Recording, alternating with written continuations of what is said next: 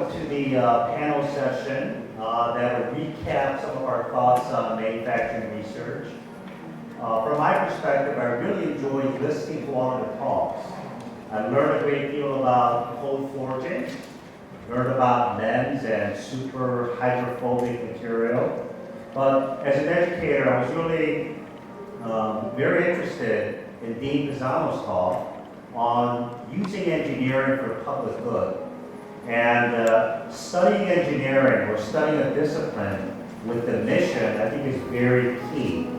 And I know in the US, with that kind of an emphasis, we can address another very important social problem, which is the lack of diversity in the STEM disciplines. So that's something I'm going to go back and share with my dean, make sure that we have a similar focus as well. From Dr. Hanzo's talk, he asked us to, first of all, dream, to have a vision, and to lead innovation. And I think that's really a call for all of us as educators, as researchers, to share with the next generation. And if we're going to be training the next generation of mechanical engineers, we have to move away from the traditional, which is merely communicating ideas, theories, but to instill in them a sense of creativity, globalization, understanding the role of globalization, as well as key topics like professionalism, effective communication, as well as empathy and social and cultural competency. But I think a very important element that we have to instill, in addition to an outstanding technical education, is a sense of confidence in our students. Confidence that they need to challenge the status quo, challenge the conventional, but also in many ways to challenge hierarchy and the power dynamics that typically occur at many organizations. And I think with that kind of an emphasis, we can have a trained workforce that can really take some of the great ideas that we've been thinking about, that we're dreaming about, into action. So from my perspective, I really enjoy the educational component that all of you shared during your presentation. So as we go on, I know that we have about a little over an hour. What I'd like to ask each of you to do is to provide a very brief summary about what you feel are the most important developments that are needed, whether it's on the technical side, societal side, that will enable mechanical engineering discipline to really advance manufacturing engineering for the future. So let me start with Professor C.J. Kim to my left, and then we'll go around in this fashion. I thought we were going to ask questions to the presenters. So I'm following, see, President Nim is the boss, and I'm following his direction. Now, President Nim, I thought that we would go around and ask all of the speakers to say a few words and then open it up for questions. Would that be okay? And let's keep it very brief, maybe about 1 minute to 2 minutes. And Professor Kim.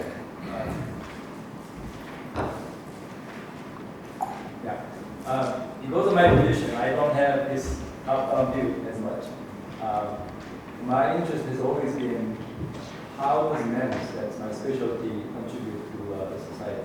And obviously, for the engineers, it's going to be commercialization. And that was actually the main part of my talk.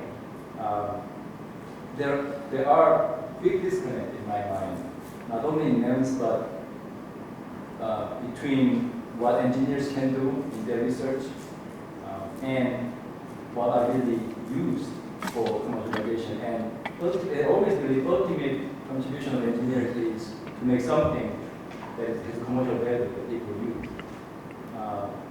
In manufacturing overall, I especially in MEMS, I'm pretty sure I would agree. We can do so much good engineering or manufacturing. I would think that. Thank you. Dr. Carney, and can you use the mic? First, I enjoyed very much to hear the discussions and presentations in so many kind of different areas, but however, everyone got at least a few points that were completely in common. And one of them is that there is a real change in the world. And there is a real change that is affecting manufacturing that used to be for many, many years like a steady state situation. I was also happy to hear from a few of the presenters, primarily the American side, the human or the social side, because this is one of the things that I miss in America. I think that we are losing this side, while I saw it much more emphasized in countries like Korea in the last few years. Is there a need to do things? There is no question that new teaching needs to get into the research institutes and the universities, and a system of training into really free thinking. Because there are, my feeling, going actually a little bit out of the pure mechanical engineering field, going into integration and thinking about goals and solutions of this side, was that the mechanical engineering reached a plateau, an asymptotic condition. Thank you as well. For me, it was very, very interesting to see different aspects from what I normally don't see in my daily life. So immense miniaturization, these big gas turbines or power plants, and the other things, energy saving and sustainability in cars and so on. This is actually something I can talk about, but the rest is, you know, that technology is going like this. And we're talking about education, as you said, sometimes maybe universities in Europe are different from States, for example, that you have this kind of standard program. And I think in order to bring this fascination of new technology into these classical divided directions of studies, chemical engineers, mechanical engineers, chemists, and so they have all their specialties. I think we need to find ways to have these interdisciplinary teams to make really good some things that we are right now with the university in Zurich doing, combining many different faculties in autonomous driving and torque vectoring. So people are very, very fascinated. So they suddenly understand what they are doing, why they are doing. So they are learning in a more inspirational way. They just have visions, and they just, like you said, this is free thinking, thinking out of the box. This is one important thing.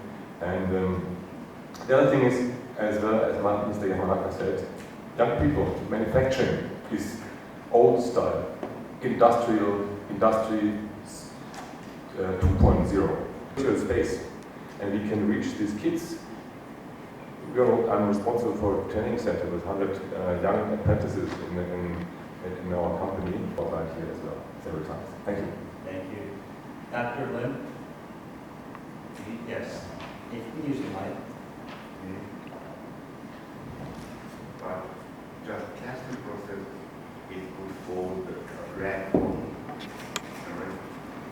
But so I would like to share my experience when I have a new engineer to my institute. Okay, you know very well, okay, the just new entered engineer, okay, who are maybe 25 to 30 years old. They are very ambitious. However, they do not want to have any labor-oriented job. But in order to develop something good for the commercialization, we have to do some labor job as well as intelligent job. So I used to say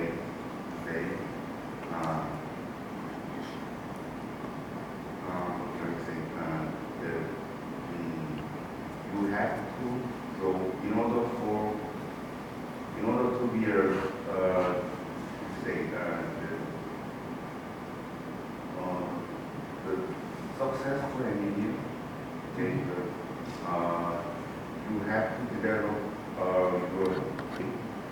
will go into the factory place, and then you have to meet various level of engineers or other labor workers, and then you have to meet them emotionally and sincerely. So To gain their trust, so I think that's very important. So, Dr. Chet, if I can ask you to speak. Thank you. Well, in Germany, as Dr. Hansel mentioned, Industry 4.0 and GE is Internet of Things. Because of the information and communication technology innovation, we have to use that for industry. Otherwise, we fall behind. I think many companies in Korea also they try. I think even Hyundai Motors actually they have to make mass like cars for many different models. Like even one model, even one model car. So I think we have to adopt those new technology into our manufacturing. We are not doing mass production. We are doing business by order base, and we are not familiar with that. But instead, we are trying to accommodate those kind of new technology and integrate to our production. So we try to analyze all the big data and digitize. First thing we have to do is digitize all the production data, not hardware type of engineers. Because hardwares could be a commodity soon, and without software, it's kind of like a very low value added product. So even hardware could be tied to certain application software. Otherwise, you cannot sell hardware without those softwares. We have to learn the difficult traditional mechanical engineering knowledge, and we have to actually train them in the company, and that's a loss actually. But we also have to train software programming in-house, and those are the things that important changes we have to make in the near future to be competitive in the world. Thank you. Thank you. Dr. Yamanaka?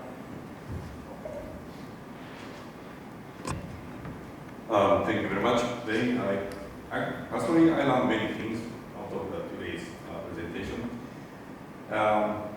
Let's see. I will focus on the human because human have dream and create, innovate, manufacture many things.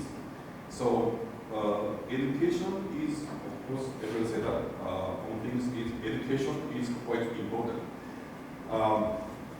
Engineering is decreasing rapidly. People want to tend to go for like service industry, selling clothes, restaurant. So wage is low. So value-added things is manufacturing. So manufacturing is important. So what I'm doing in our company is several things. One is let many people, many students, many companies, university students know what manufacturing is. Many universities, and that is one thing.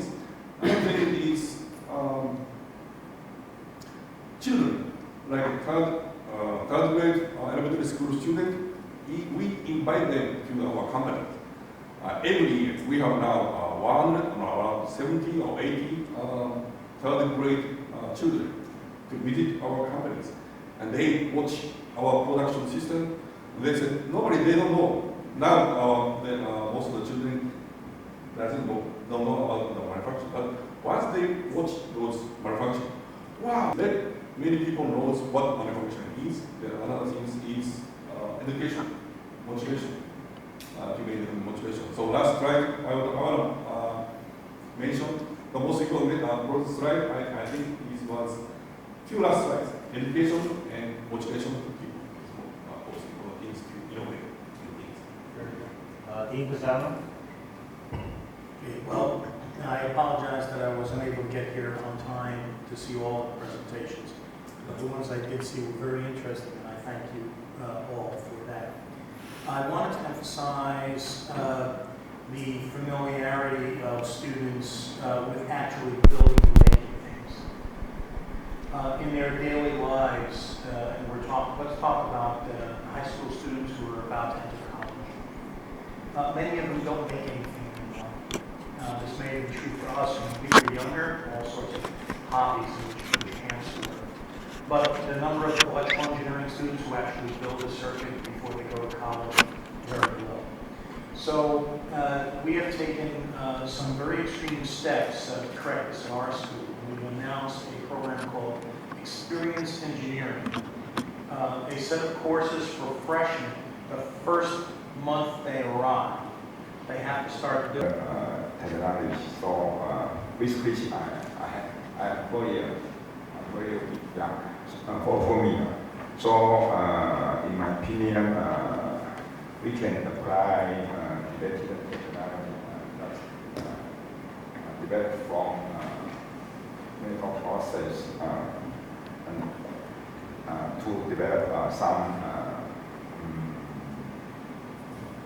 amenities in clinical and at the hospital, like such as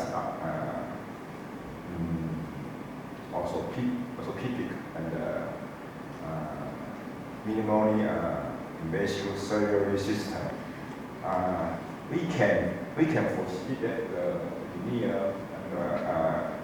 and the doctor to cooperate to develop new medical device to satisfy our needs. Satisfy our needs. And then so we can help the surgery when a patient to the hospital.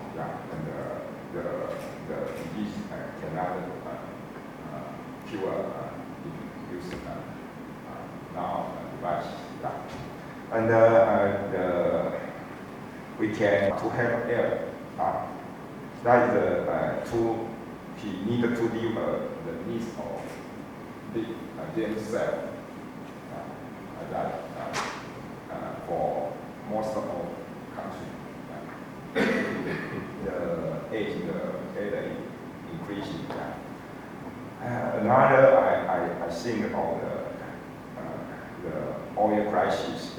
So we can while trying the renewable energy, so we can apply the related technology that come from the engineer or metal process. We can apply to develop some key component or element or to try to find a new renewable element and have the first eco-friendly environment. So this is your opportunity to ask some of the world's experts about their thoughts on a variety of topics that are open to you. So don't be bashful. And I see individuals here from Japan, Virginia, Germany, and Taiwan. So let's make sure that we get a question in from every region that's represented. So, questions? And please use the mic.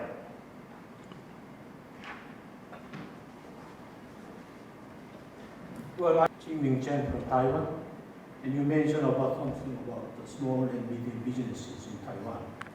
What about the large companies? The large companies in Taiwan doing good or bad in terms of innovation and globalization? Use the mic. Sorry. The government of Taiwan and to set up alliance, include bigger corporation and SME to alliance upstream, midstream, and downstream need. We call Taiwan, the government of Taiwan, the government would like to resource to subsidize the company. They want to follow government policy. Next one, yes. Yeah, I have a question to Professor Pisano. And then thank you very much for your nice presentation about your talk. And then I know you have many experience for the nanotechnology. And then I'd like to get some your ideas, what vision for the nanotechnology-based bio industry. And then second one is you showed us some academic electronics. And then what kinds of mechanisms and what kinds of fabrications to make that structure or that electronics? Okay, well, thank you. I will offer three directions that our school is following, and these are not chosen by me. This is just where the faculty have decided to go, so it's the group decision. All right, so the first direction is direct nanotechnology within the body, and that's why I showed two kinds of nanoparticles that go in the body. The particles can be used to spot treat disease and take care of a number of other things. So there's a large number of people going in that direction. The second group is using nanotech in terms of special thin films, textures on the films, the particles attached to the films, pieces, one-dimensional, which is spheres. The second approach is two-dimensional, pattern surfaces, printed devices, and stuff like that. The third one is sort of a mix. It's not the direct use of nanotechnology on the body, but it's a use of nanotechnology in the machines that you use to understand about the body. So, for example, hyper-miniaturized imaging systems or very high-speed DNA sequencers, which use micro and nanotechnology. So it's the, shall we say, off-the-human nanotech, as separated devices. So if I look among many of my faculty, this is sort of like three general directions. Now, you have a second question, and I was so enthusiastic about the first one, I forgot the second. My second question is you showed us some academic electronics. How did you use that? So what kind of mechanism and how did you fabricate the devices? How did I fabricate what kind of devices? And then, in order to make the academic electronics. Okay, fine. So all the epidermal sensors, the stretchable sensors, these are actually engineered using two new approaches that we have engineered from the molecular level to be intrinsically stretchable and electronically functional. So many people think, oh, to make a copper wire elastic, you can make a curl, and then it's easy to stretch, right? So it's how we make steel wire into a spring. That at the molecular level have an extreme amount of compliance. And then when you build a polymer out of these, it looks just like rubber, but it retains its electric properties. So I showed one example of the stretchable solar cell. Now, if you stretch most solar cells, they break. I've basically two questions. One Generous, well, can I ask you for your name and where you're from? My name is Matthias Hase. I'm from Germany, from the Institute of Foreign Technology from TU Dortmund University. I have basically two questions, one general and one specific. I would like to start with a general question to our host, Professor Im. You have said beforehand that that you in your institute want to focus a little bit more on the industrial side. As you know, in Germany we have the Fraunhofer Institute, and we've also heard that the United States are also coming up with a kind of a similar approach. Do you think that this kind of approach would also fit for Korea in order to build up something like a mixture of academic research and directly related industrial research? Well, of course, yes. But the thing is, environment is a little bit different. I think in the States and also in Germany, there are very strong small and medium-sized enterprises who are really anxious to develop the technology. In Korea, still, I think the most small and medium-sized enterprises, unfortunately, they don't have that kind of capability. Some of them, yes, but not many.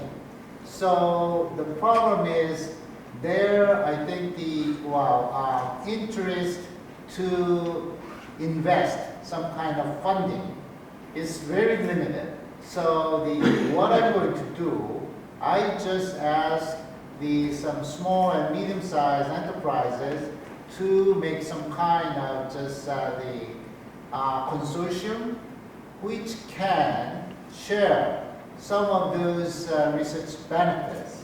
And that's what I'm pushing for. And also we try to, at this stage, just educate these small and medium-sized enterprises how they can get benefit out of doing some research. So, but the thing is, another thing is the structural problem in the Korea. Like Samsung or Hyundai or the big companies, they just have their own hierarchy. So a lot of those, small and medium-sized or second tier or the third tier, they have to work intimately within that hierarchy. So that has some kind of gives us the blocking factor to just have this kind of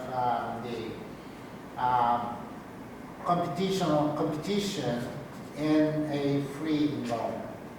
So do I answer to your question? Yes, thank you. You have a second question? Yes. Basically, the second question is to Professor Kim.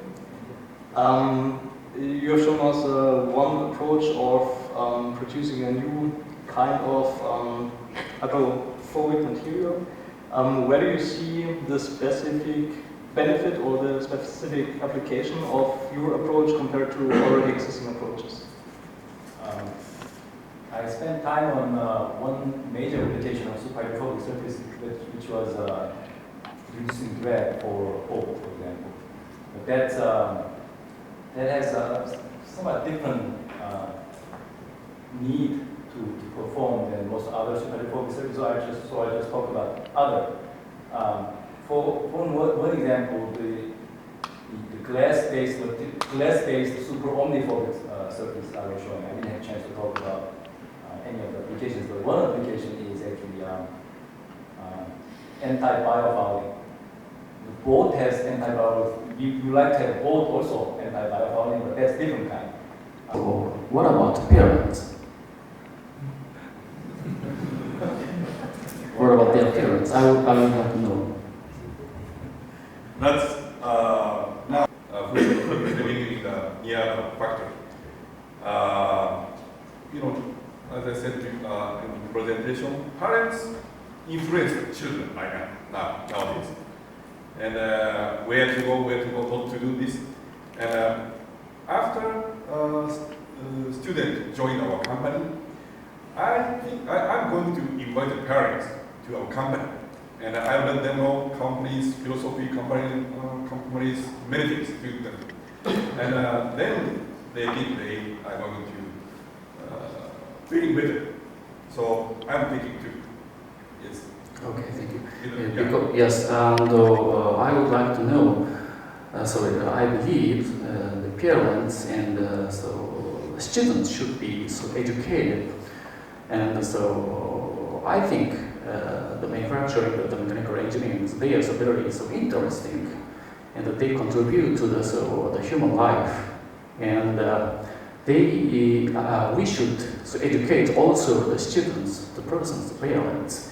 Sometimes they stop their children's dream, and if they would be engineers, but sometimes they stop them. And so, if you have any ideas for educate or inform the importance of the engineering to the students. Excellent. Yes. Was that a question to Mr. Yamamoto? Yes, from the panelists. Okay. But if you have a common question, okay. So why don't you answer that question, Yes. Dr. Anzo? No, I actually want to, yes, partly. Yes. Because I think I fully agree. We have, as well as I said, in Europe, we start after the 9th or 10th class with education, and then after the 12th class, this is another kind of school, people go to university, make bachelor, but these undergraduate, let me say, make an apprenticeship training, and we start very early already at school. We invite them for some projects. Be clue about technology. How can they make fascination of technology with the pupils? So they come and, what's that? So we said, okay, we have to really invite them. And first, we invite them separately, and this is, I think, very, very important. As you said, we have to bring this fascination of technology first there where it's parents, pupils, and then teachers. And in combination, this makes sense. And then suddenly, in Liechtenstein, there's a big competition between technology-driven educational positions and banking business. And everybody wants to banking business.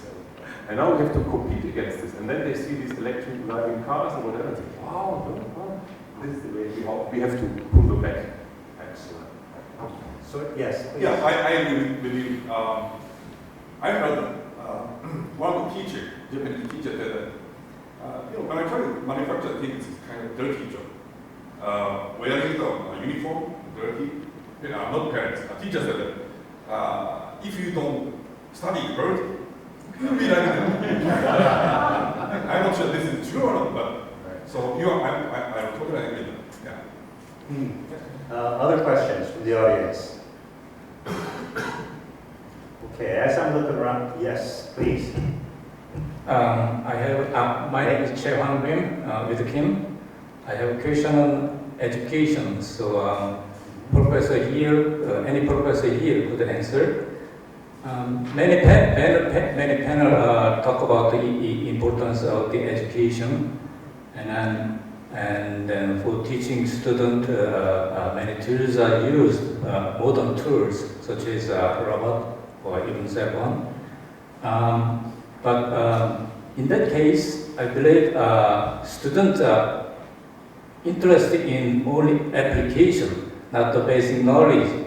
If you try to teach basic knowledge, people get bored immediately.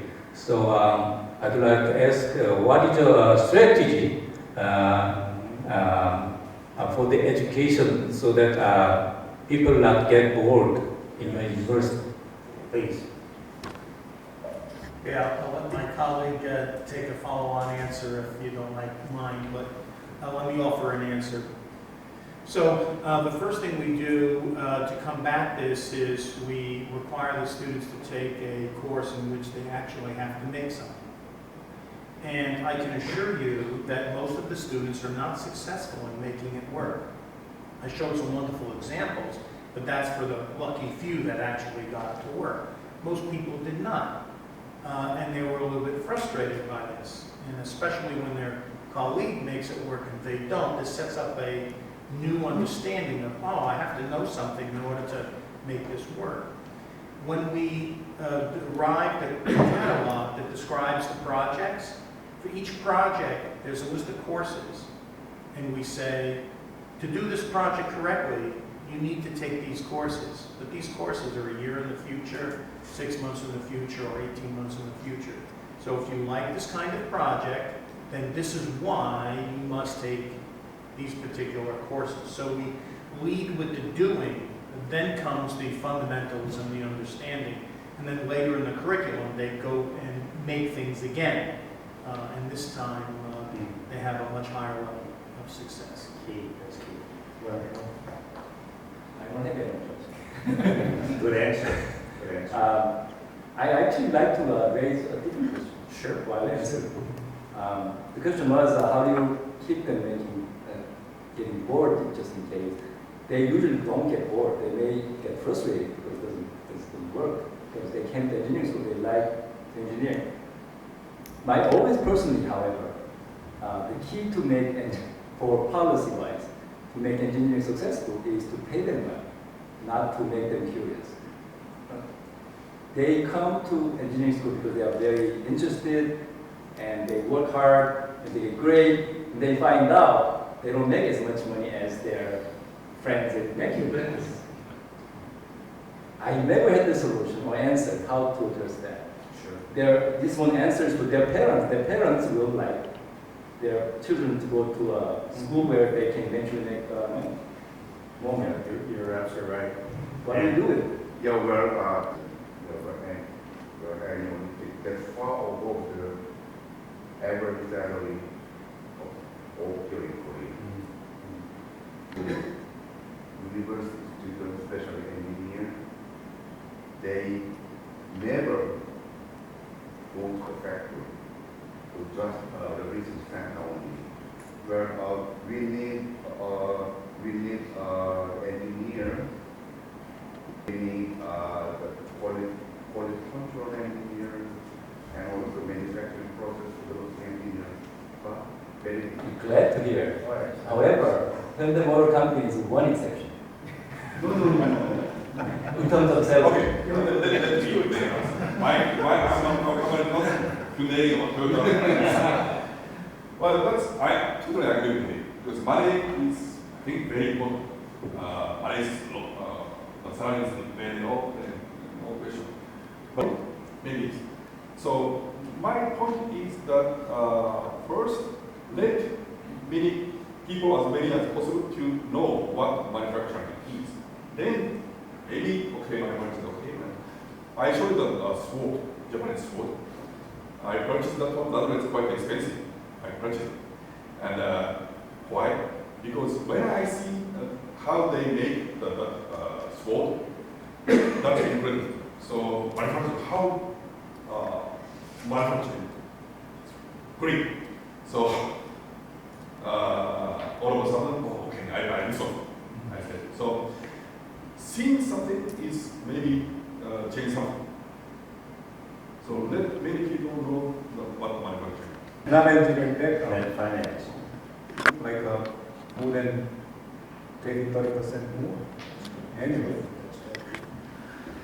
I think I should move to Korea then. But in the US, I think what the Professor Kim was saying, there's some truth to what he is saying. At our university, when we hire a PhD in engineering for an assistant professorship, even with the postdoc, we start out at about $90,000 for a 9-month contract. But for a finance PhD, directly out of PhD, we pay $190,000. So that's the market. That's just one example, but we do see that in our society. Are there any questions from the audience? Other questions? John, Dr. Sadak from the USA. Thanks to everybody on the panel for coming and talking. It was really interesting to hear. Many of those talks discuss the future technologies, where we're going 5 years from now, 10 years from now, 15 years from now. But very short, I'd be interested to hear from different members of the panel or as many. What is the critical breakthrough technology or process that's needed today, say in the next 12 months, that our engineers, our students, our scientists should be thinking about and working on in order to enable the 5-year, 10-year, or 15-year solutions? That's a key question. Let me see if I can direct it to certain individuals. Dr. Chet, you talked about IGCC as being very important, and one of the things that Korea is very concerned about is the capture of carbon. So in that regard, what do you think is a breakthrough that's needed in that industry to really capture more of the market share if you were able to get the technology? And it is considered as a clean coal power plant. But the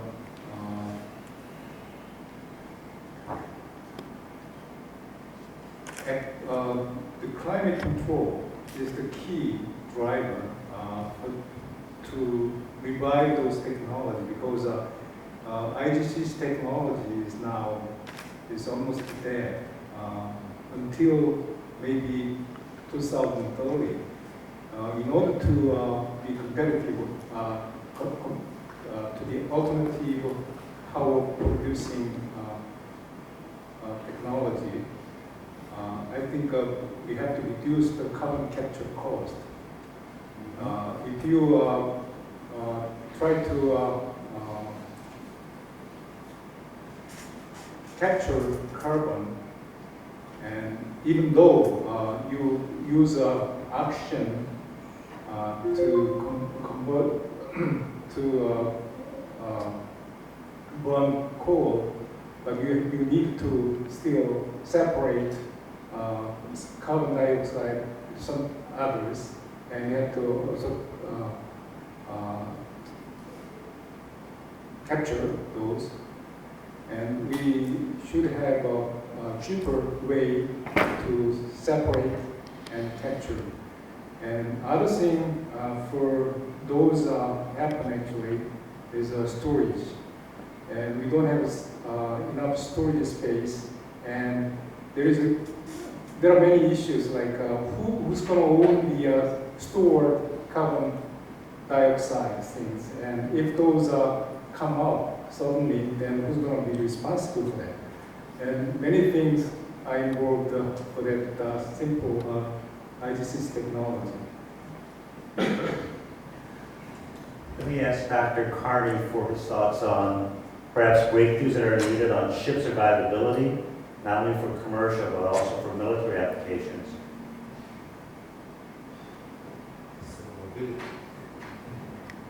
I think that a major motivation for the side of industry, and when I talk about industry, I'll talk also about the Navy as industry or the Air Force as industry, is fear. Fear. It's fear. It's being concerned that somebody is going to do something bad to us. If it's industry, somebody is going to take away via competitive market share. And if somebody takes away to the market share, you lose income, you're unable to recover many, many times. Basically, it kills you. So when it comes to the issue of survivability, it's basically people who all the time invent an enemy and invent means and try to counter them initially by study, but then by creating actually technologies to fight them. I think there is a lot of innovation that is created by fear and concern, whether it is real or whether it is invented. And invented, I'm not talking about from a bad standpoint, but invented by thinking that somebody has it or somebody is going to have it before you have it. Anyone else want to add something on their breakthroughs that are needed over the next 15 years to really transform your field? Okay, so let me ask Dr. Pisano a question. And earlier, the president then talked about the need for institutional spirit to break down cultural barriers or cultural resistance.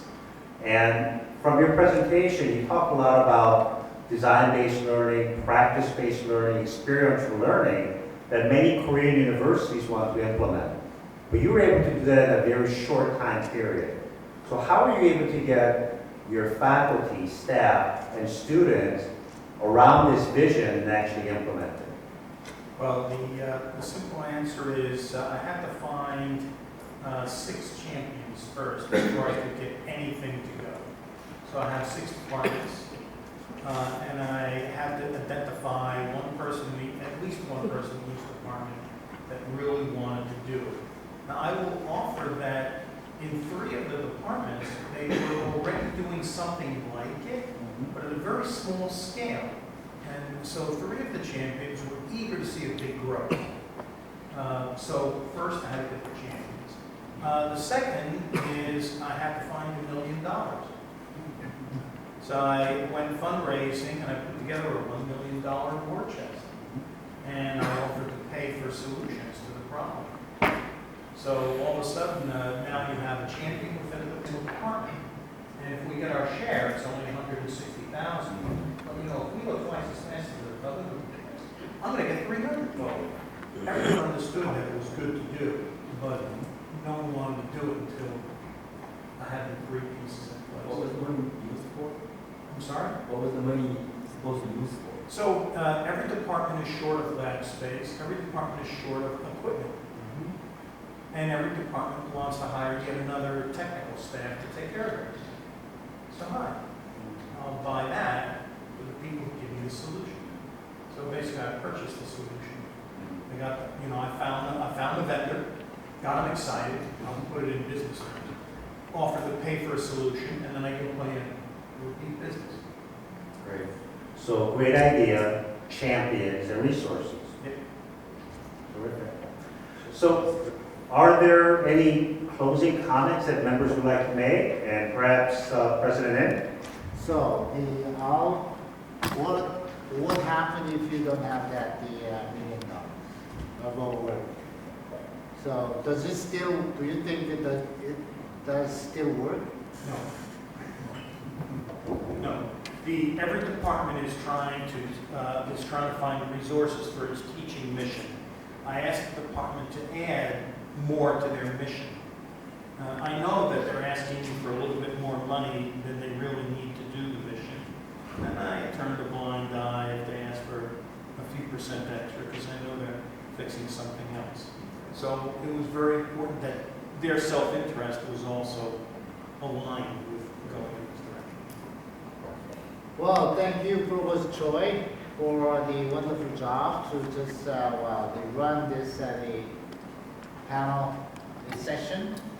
And I think we are about to close this the long one-day forum. And before closing this, I think is there anybody who really want to look around the institute? Then you must stay.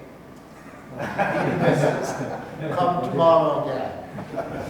So, okay. If not, I think that normally we just organize a little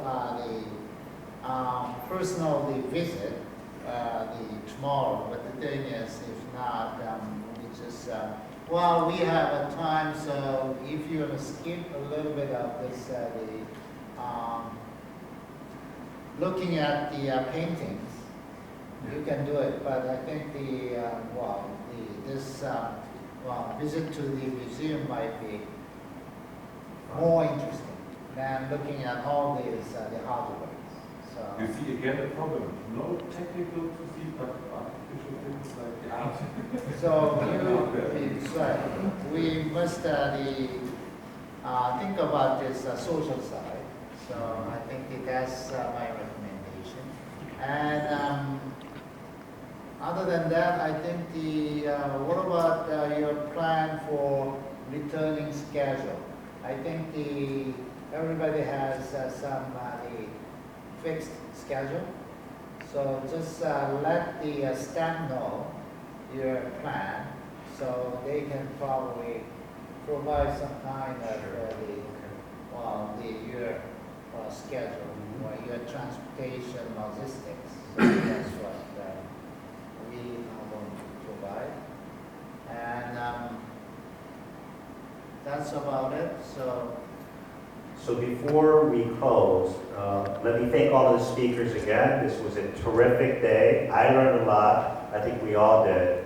But I want to thank President Ng and his staff for organizing a terrific conference.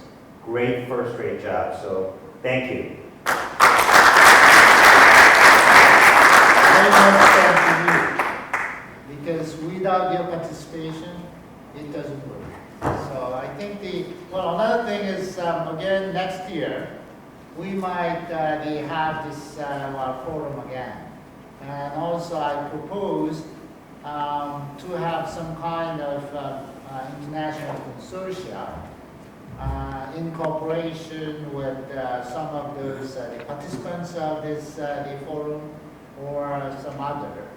So I think Kim is trying to organize this. So the organizing an international consortia, which can be run by some the joint participation from each organization. So I think we are going to send out some information, and once we just fix the date of next year's the forum, do you think September is better? Well, early September or end of August? Well, I think this time is great. The weather is terrific. And, So I have to watch out this national holiday. Yeah, that might be another good trick, because if we have this the event, then we might have another miracle. But anyway, we'll let you know. So again, thank you for coming and participating to this the forum. And again, I appreciate the presentations and also your the session sharing. Thank you.